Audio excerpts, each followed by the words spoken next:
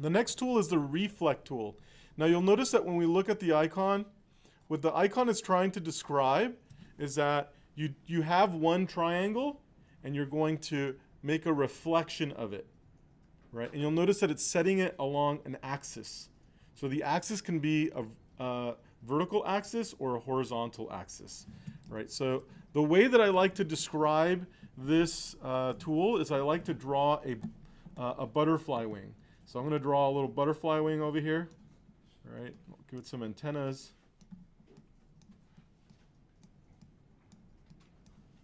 Okay, so this is called biradial illustration or bisymmetrical illustration.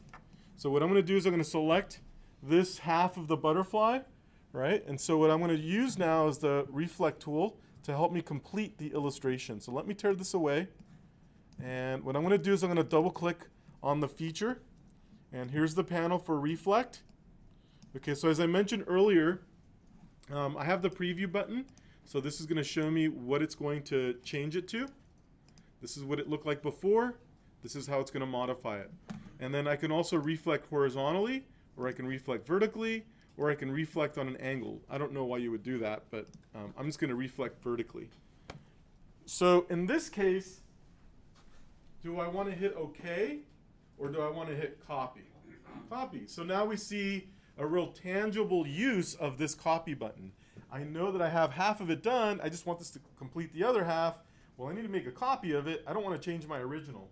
Now, the problem with this feature, though, is when it copies it, it's going to copy it right on top of the old one. So when it does that, don't let go. Just use your arrow keys to move it over into the correct position. So I'm going to go ahead and hit copy on vertical. Oop, I didn't do that right. Let's do it again. Hit copy on vertical. So it looks kind of weird at first, but look, I'm just going to use my arrow keys and I'm going to slide it over until it's in the right position. Okay? Can I use the pivot points for the I've tried. If you can figure it out, go for it, but it doesn't work. So unless they fixed it, but it hasn't worked in the past.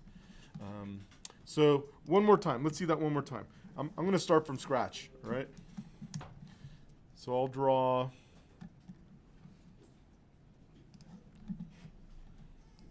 You know, I don't really know what else to draw besides butterflies for this example.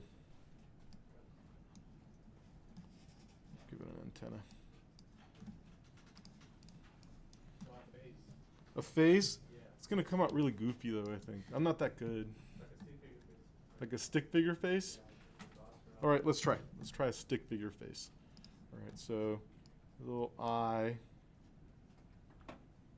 It's a nose. Maybe some eyelashes. All right. Half a mouth. A little ear.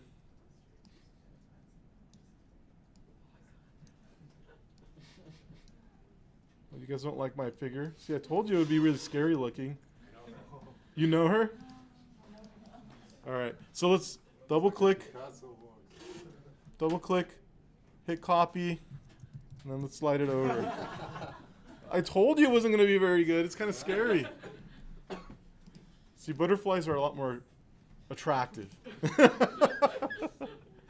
But it works. That's the point. Now, you know, it's very rare that you're going to illustrate something off the top of your head. You probably have a sketch. So bisymmetrical illustration is a formal strategy, but you have to sort of prepare in advance to do that. And if you look at a lot of logos, especially logos that look like animals, they're basically bisymmetrical illustrations. So if you plan in advance, you can use this as a strategy to make the illustration process faster. I think the tool is really important. I just have a bad example that I'm showing you right now.